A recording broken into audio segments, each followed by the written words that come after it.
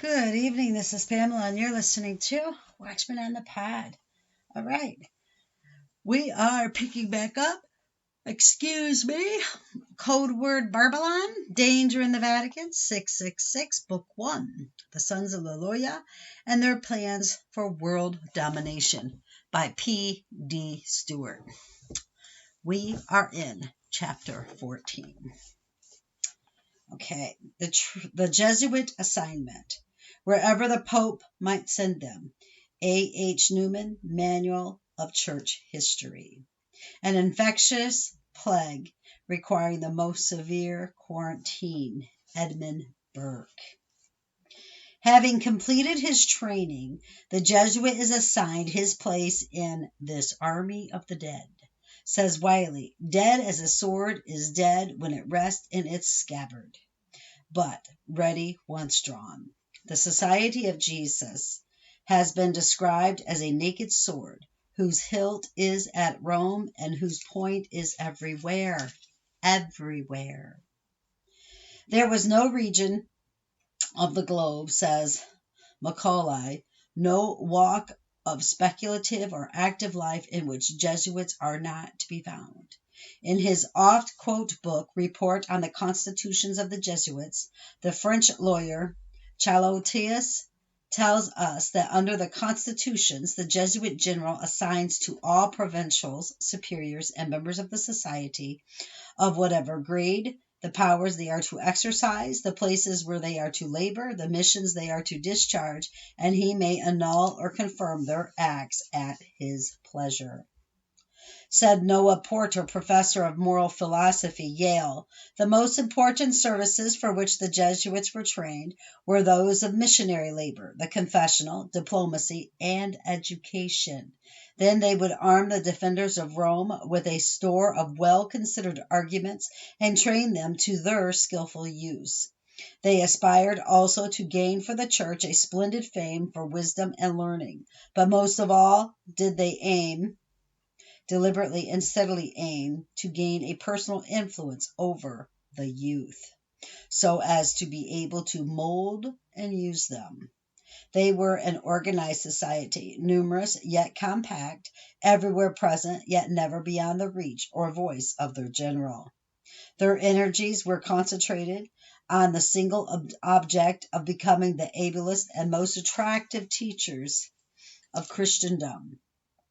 If an able and influential college were needed in an important city, they could call one into being in a week and furnish it with the teachers exactly fitted for the place.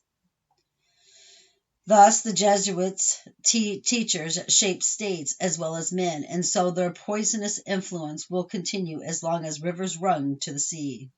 Says Newman, Jesuitism is thus the most perfect embodiment of the papal idea. The society combines high enthusiasm with careful selection and thorough training of the individual members, and with perfect organization. In such a combination, whether the principles involved be right or wrong, there is almost irresistible power. In the annals of history, we are hard-pressed to find another example of men so subject to the will and control of one man, the general of the Jesuits. Writes Dr. Wiley, when he, the general, has a behest to execute, he can select the fittest agent from an innumerable host, all of whom are ready to do his bidding. The past history, the good and the evil qualities of every member of the society, his talents, his dispositions, his inclinations, his taste, his secret thoughts, have all been strictly examined, minutely chronicled, and laid before the eye of the general. It is the same as if he were present in person and had seen and conversed with each. With this role being assigned him, the great Jesuit motto comes into its own: all things to all men. This every Jesuit is trained to be. The Jesuits have assignments of every sort and kind, and they act according to that well-known maxim of the Prophet Muhammad, and seeing that a man will not move toward them, they will move to him. Indeed, the assignment of the Jesuit order is incredibly broad. Jesuit priests and brothers are engaged in ministries in over 100 nations, on 6 continents, in habitio secular, in civilian dress. They are also actively involved in human rights and social justice. The end justifies the means. For the reader must understand that Rome and the Jesuits merely apes when they speak of human dignity and the inviolable rights of man. The instructions given to the Jesuits at his initiation directs him that he may be required to act incognito on one side of a conflict against his fellow Jesuits, even though in reality he be neither left nor right. That is, they adopt any disguise or manner or opinion or position that will gain them an advantage with or encourage the confidence of those with whom they deal. Thus, the Jesuit can be liberal or conservative. And so, while this church maintains an outward facade of consistency and conservativeness, the Jesuit, like the chameleon, may adopt any and every color suited for the occasion. Thus armed, the Jesuit can navigate all waters, sailing in and out of and in between opposing factions and points of view. Jesuit universities and schools as nets. What do singer and actor Harry Connick Jr., comedian Bob Newhart, and NBC broadcast journalist Tim Russert all have in common? They all graduated from Jesuit high schools and credit their Jesuit educations as instrumental in preparing them to pursue their dreams. These words come verbatim from a press release about the importance of Jesuit high schools in preparing young men and women for future success. Indeed, one of the most important assignments of Jesuits is in the field of education. The Jesuits have trained and educated some of the most influential men of our era. Men such as Bill Clinton, Rene Descartes, Fidel Castro, whose closet advisor was also a Jesuit, Pierre Elliott Trudeau, Adolf Hitler, and Stalin, to name just a few. This is no happenstance, says Newman. The marked ability of the Jesuit teachers, their unsurpassed knowledge of human nature, their affability of manners, and their remarkable adaptability to the idiosyncrasies and circumstances of each individual made them practically irresistible when once they came into close relations with susceptible youth. When Ignatius Loyola died in 1556, there were already more than 70 schools and seminaries around the world. Since then, many more have been established in the New World, America. A statement from an American Jesuit website, the AJCU, reads, "The Association of Jesuit Colleges and Universities, AJCU, is a nationally voluntary organization whose mission is to serve its member institutions, the 28 Jesuit colleges and universities and its associate members, the 2 theological centers in the United States. The institutions are bonded together by a common heritage, vision, and purpose." Here is the list. Fordham College, St. Louis University, Boston College, the largest Jesuit campus in the world, Canisius College, College of the Holy Cross, John Carroll University, Lee Moon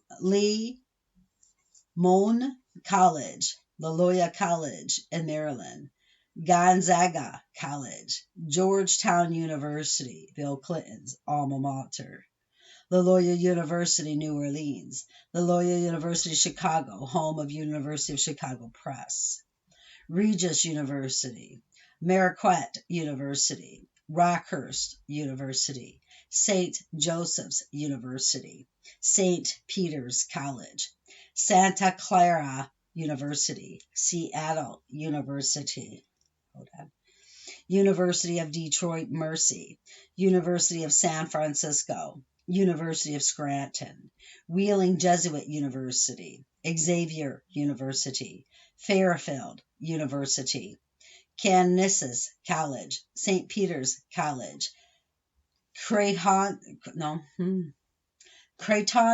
University, Loyola Marymount University, Loyola University New Orleans, Spring Hill College, Montessori,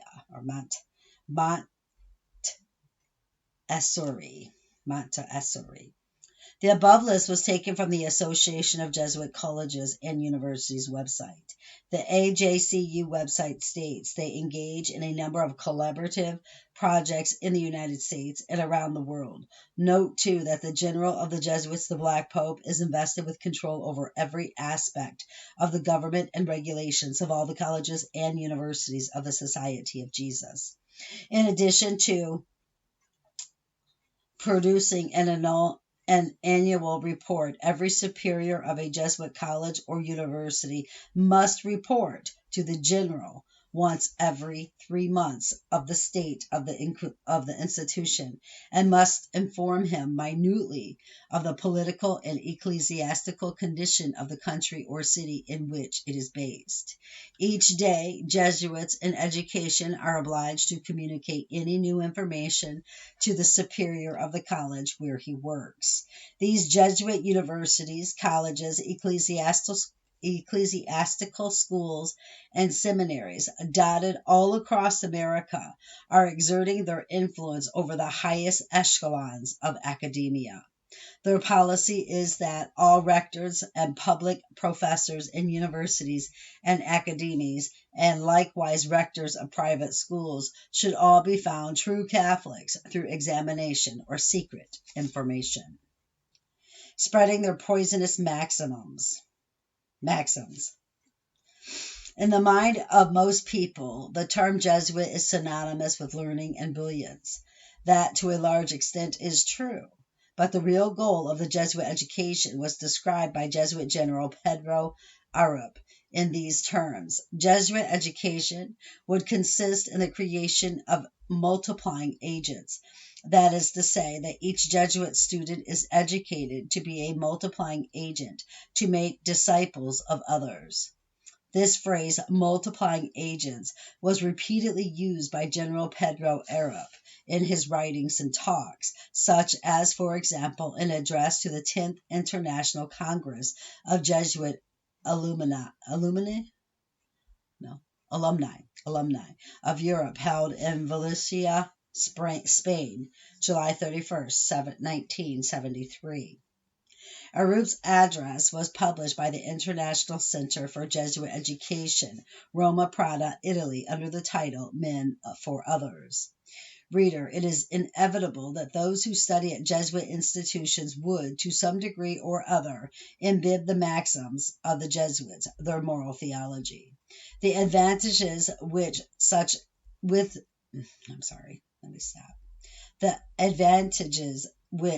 such a zealous and enterprising body of Jesuit educators derive from their influence as professors and tutors at these universities are obvious. They form the minds of men and women in their youth, and thus retain an influence over them, even in their more advanced years. There is an old saying, and it is most true: give me the child until he is 7, and I will give you the man. That is to have a hold on him for the rest of his life. In fact, the Jesuits' own maxim states, give us the education of the children of this day, and the next generation will be ours. Ours in maxims, in morals, and religion. As one of their former pupils explained, the objectives of the disciples of Loyola is to acquire the highest offices of state for the men they have poisoned with their maxims. That is, they become latent tools of the Jesuits. Said Jesuit General Jean-Baptiste Genesys, how much the society, i.e., the Jesuit order, will accomplish if only we unite our forces and, in a spirit of oneness, gird ourselves resolutely for the work before us.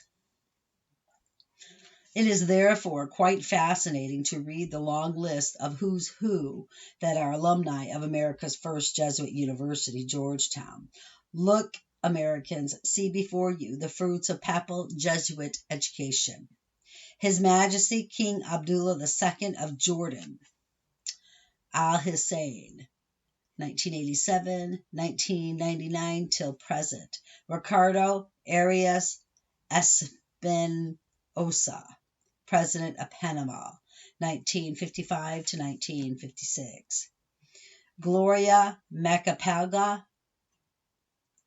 Arroyo, President of the Philippines, 2001 to present.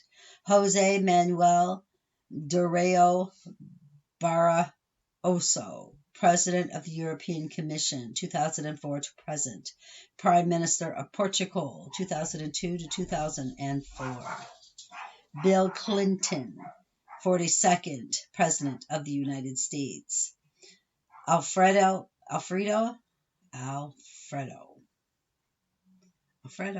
How do you say that word? I know that word. Alfredo. I don't know.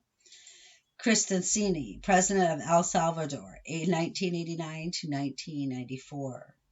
Samuel Luis Navarro, Foreign Minister and First Vice President of Panama, son of Panamanian statesman Gabriel Luis Galindo. Crown Prince Pavlos of Greece, son of ex-King Constantine II of Greece, first cousin of Crown Prince Felipe. Luis Munoz Marin, Commonwealth of Puerto Rico, 1949 to 1965, called the father of modern Puerto Rico. Roger Altman, Deputy Secretary, Treasury Secretary, 1993 to 1994. William W. Belknap, U.S. Secretary of War, 1869 to 1876. Lee Berman, Special Assistant to President George W. Bush and White House Social Secretary, 2004 to present. Pat Buchanan, 1961, Advisor to Richard Nixon, Gerald Ford, and Ronald Reagan. Paula Dobryansky, Under-Secretary of State for Global Affairs, 2001 to present. Douglas Feith, Under-Secretary of Defense for Policy, 2001 to 2005. Alexander Haig, Secretary of State in the Reagan Administration, Supreme Commander of NATO. Michael P. Jackson, Deputy Secretary, Department of Homeland Security, 2005 to present. Tina W. Jonas, Undersecretary of Defense, Controller, and Chief Financial Officer, Department of Defense, 2004 to present. Robert M. Kimmett, Deputy Secretary of the Treasury, 2005, and it looks like to present. Mike McCurry, Press Secretary to President Clinton, 1995 to 1998. John Podesta, Chief of Staff to President Clinton. There's things I would like to say right now, but I'm not going to. Chief of Staff to President Clinton, 1998 to 2001. Milane Verver, Assistant to President Clinton and Chief of Staff to First Lady Hillary Rodham Clinton, 1997 to 2001. Assistant Chief of Staff to Mrs. Clinton, 1993 to 1999.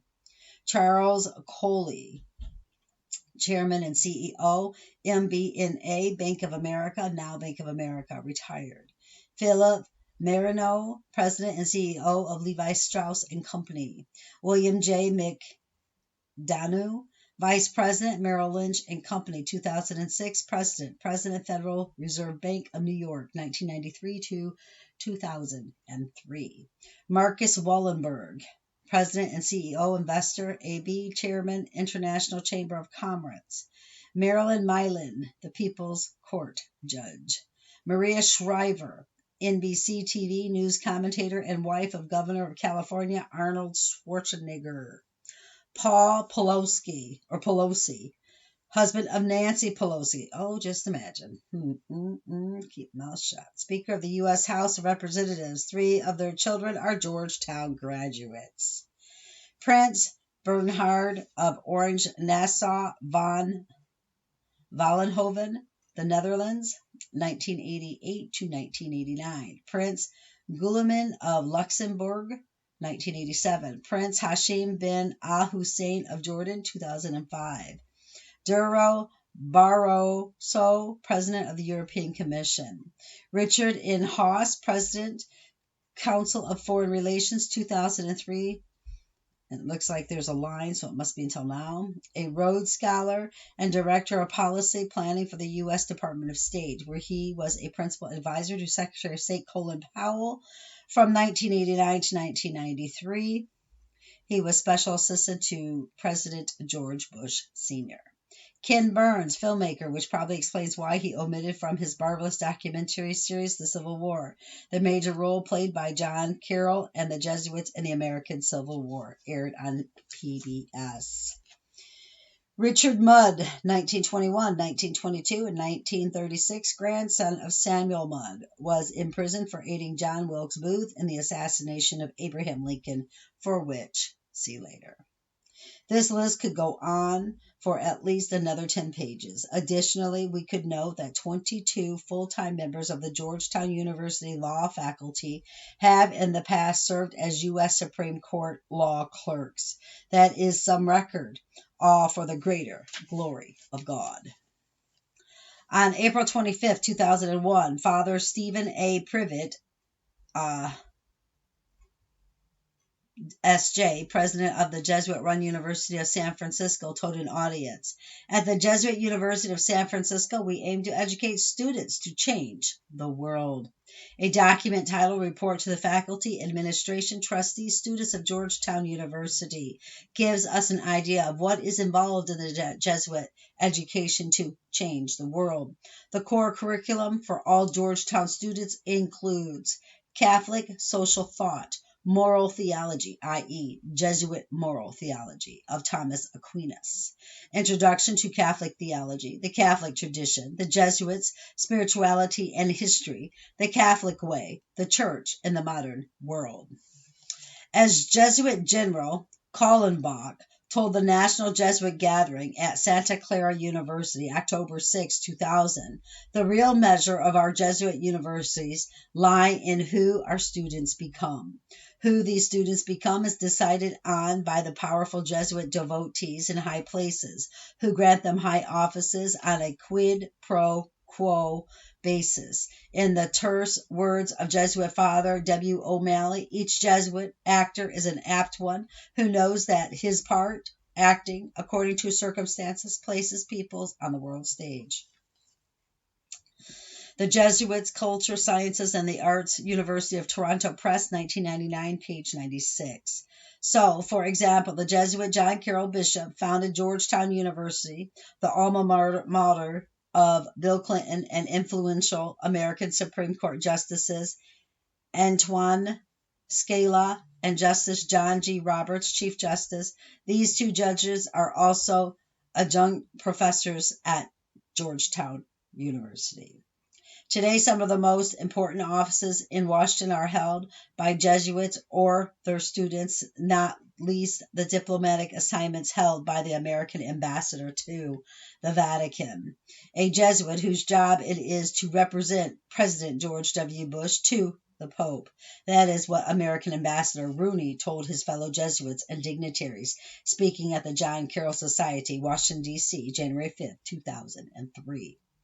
In light of these facts, we should have no doubt as to the role of these illustrious pupils raised by the Jesuit fathers of Georgetown and the other Jesuit universities across America. I know that in the minds of most people, particularly ambitious parents, the term Jesuit is considered synonymous with learning and brilliance. But I say to American parents, and this is no mere polemics,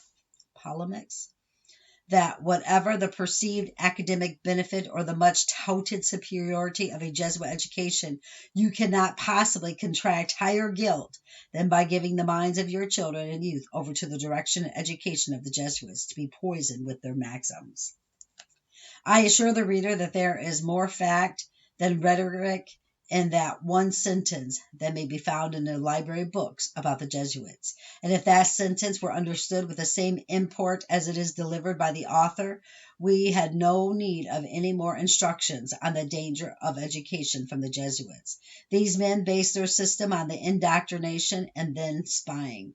Be sure you and your children will one day have to pay the Pied Pipers. John Addington Symonds put the issue thus: from the Jesuit colleges, there were never a son obedient to his father, devoted to his country, loyal to his prince ruler. Whoa. They're never issued. Let me reread that. From the Jesuit colleges, they're never issued a son obedient to his father, devoted to his country, loyal to his prince, ruler. Never forget. The Jesuits have one objective in education: to acquire the highest offices of state for the men who have poisoned their maxim. That is insane. All right, brothers and sisters, that is that. We will pick it up later. I mean, I want to read. I do. But it's hard to upload. And that's why I just can't. I want to, but I just can't. So I got to stop it here, upload it, and then I have to be able to pick up later. So until then, keep your eyes on Jesus, brothers and sisters. Your nose in the book, which is the Word of God. And let us embed the Word of God upon the tablets of our hearts, so you and I will not sin against God or be deceived. I love you all. Bye-bye.